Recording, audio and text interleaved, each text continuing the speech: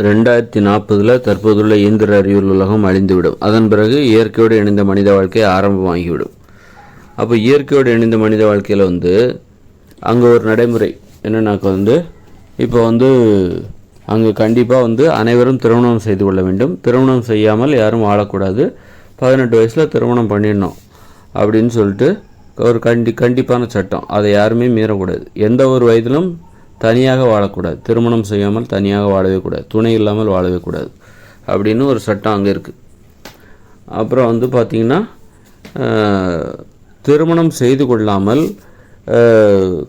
ஏதாவது கள்ள தொடர்பில் ஈடுபட்டு தவறான உடலுறவில் ஈடுபட்டு ஒரு பெண் கர்ப்பம் தரிக்கிறார் என்றால் அந்த பிரச்சனையை அங்குள்ள மக்கள், இயற்கையோடு இணைந்த மனித வாழ்க்கையில் வாழ்கிற மக்கள் எப்படி எதிர்கொள்வார்கள்? திருமணம் செஞ்சிக்காமல் ஒரு பெண் என்ன பண்ணுறா அப்படின்னா இன்னொரு ஆண் உடலுறவு வைத்து கொண்டு குழந்தையை சுமக்கிறாள். குழந்தை உருவாயிடுச்சு. அப்போது என்ன பண்ணுவாங்கன்னா அதை அந்த அந்த ஊர் நிர்வாகம் அதை ஒரு புகாராக கூட ஏற்றுக்கொள்ளாது. அது அந்த புகாரை ஊர் நிர்வாகம் விசாரிக்காது. அவள் எனது கர்ப்பத்திற்கு இவன் தான் காரணம், இவன் தான் என்னை ஏமாற்றி விட்டான், திருமணம் செய்து கொள்கிறேன் என்று கூறி என்னிடம் உடலுறவு வைத்து கொண்டு இப்பொழுது நான் ஒரு குழந்தை சுமப்பதற்கு இவன் காரணமாக இருக்கிறான் அப்படின்னு சொல்லிட்டு அவள் ஒரு பெண்ணை ஒரு ஆணை காரணம் ஒரு கை கட்டி இவன் தான் எனது வயிற்றில் வளர்கிற இந்த குழந்தைக்கு அப்பா அப்படின்னு சொல்கிறான்னு வச்சுக்கோங்க.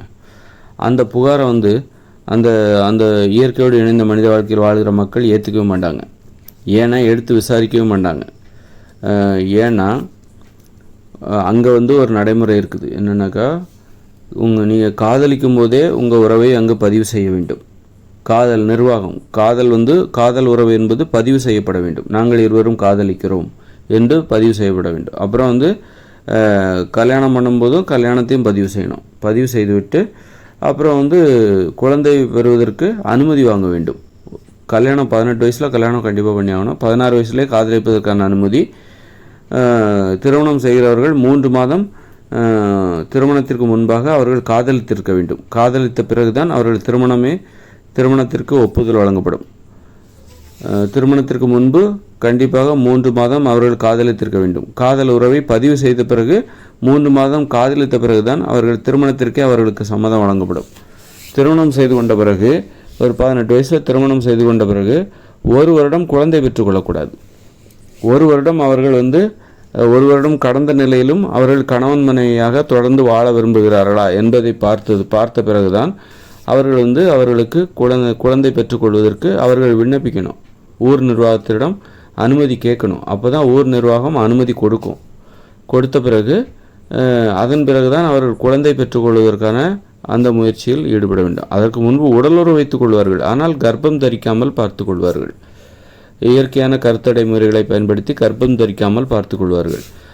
ஊர் நிர்வாகத்திடம் முறைப்படி அனுமதி வாங்கிய பிறகுதான் குழந்தை பிறப்பதற்கான கர்ப்பம் தரிப்பதற்கான அந்த முயற்சியில் அவர்கள் ஈடுபடுவார்கள். இவ்வளோ நடைமுறை இருக்குது பெண்களுக்கான பாதுகாப்பு. அப்புறம் ஒரு குழந்தை பிறந்துருச்சு, கருவாகி விட்டது அப்படின்னா அதன் பிறகு அந்த குழந்தை பிறந்து 8 வயசு ஆகிற வரைக்கும் அந்த கணவன் மனைவி இருவரும் விவாகரத்து செய்யவே முடியாது. விவாகரத்து செய்வதற்கு விண்ணப்பிக்கவே முடியாது.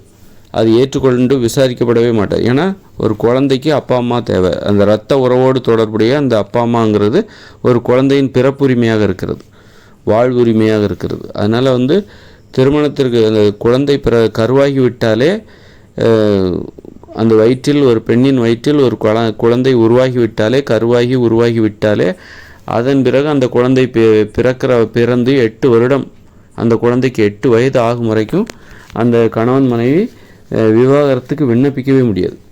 இந்த அளவுக்கு அவர்களுக்கான உரிமைகள். ஒரு திருமணம் செய்து கொள்கிறவர்கள் முறைப்படி சமூகத்தின் அனுமதியோடு காதல் உறவை பதிவு செய்ய வேண்டும். திருமண உறவையும் பதிவு செய்யணும். அப்புறம் 1 வருஷம் அவங்க கழித்து தான் குழந்தையை பெற்றுக்கொள்ள வேண்டும். திருமணம் செய்த பிறகு அப்புறம் அனுமதி வாங்கணும். அதன் பிறகு தான் இவ்வளோ நடைமுறைகள் இருக்குது.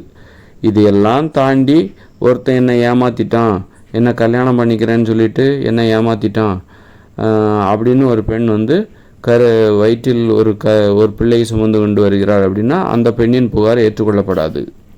ஏன்னா ஒரு பெண்ணின் பாதுகாப்பிற்கு அந்த நிர்வாகம் நிறைய நடைமுறைகளை பின்பற்றுகிறது. அது வந்து யாருக்குன்னா பெண்களுடைய பாதுகாப்புக்கு தான். அதுக்கு தான் நீ ஒரு காதல் உறவை நீ பதிவு செய்ய வேண்டும்.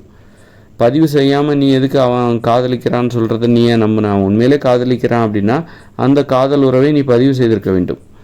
பதிவு செய்து அதன் பிறகு காதலிப்பவர்களுக்கு உடலுறவு வைத்துக் கொள்வதற்கு அனுமதி கொடுக்கப்படுகிறது. அப்புறம் 3 மாதம் காதலித்த பிறகு திருமணம் செய்ய வேண்டும். திருமணம் செய்த பிறகு தான் அப்புறம் 1 வருஷம் கழிச்சு, அதாவது முதல் முறையாக திருமணம் செய்து கொள்கிறவர் தான் 1 வருடம் கழித்து குழந்தை பெற்றுக்கொள்ள அனுமதி கொடுக்கப்படும்.